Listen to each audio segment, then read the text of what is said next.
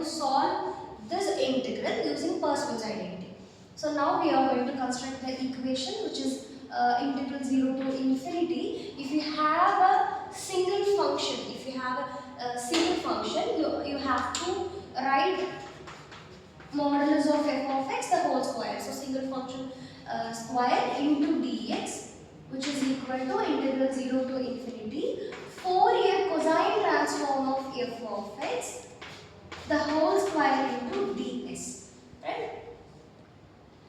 So like before problems, let f of x is equal to e power minus ax. Now you have to square this f of x to substitute in this equation. So f of x the whole square value will be e power minus 2ax. So it is e power minus ax the whole square. If you multiply the power, you will get e power minus 2ax as a f of x the whole square. So now you have to find out Fourier cosine transform of f of x. So Fourier cosine transform of f of x is equal to root of 2 divided by pi integral 0 to infinity f of x into cos sx into dx. So now root of 2 divided by pi integral 0 to infinity f of x is e power minus ax cos sx into dx. So now you can compare this integral to this result, right? So ax will be same. Here instead of bx you have to substitute sx, which is instead of b you have to substitute s in this result. So what you get? Which is equal to a divided by a square plus s square.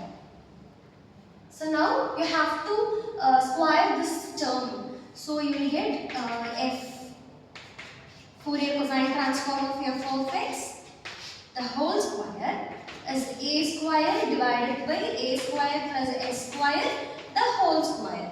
So now I am going to substitute this value and this value in equation number 1, right?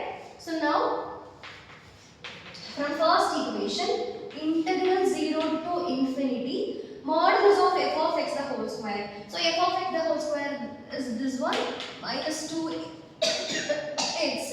into dx, which is equal to integral 0 to infinity fc of f of x the whole square. So this value, which is a square by a square plus s square the whole square into ds.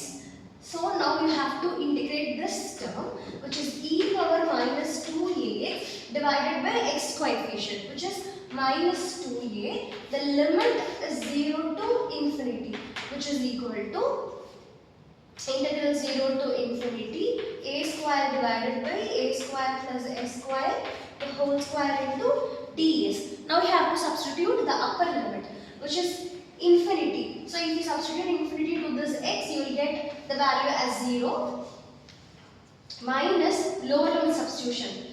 If you substitute x value as 0, you will get this whole value will be 1 minus 1 by 2a. Already we have minus here. So plus 1 divided by 2a. 0 plus 1 divided by 2a will be 1 divided by 2a. 1 divided by 2a, which is equal to integral. So I am just taking a square as outside 0 to why? Because I have to conclude my problem similar to this one. For that only I am just taking this a square to this side.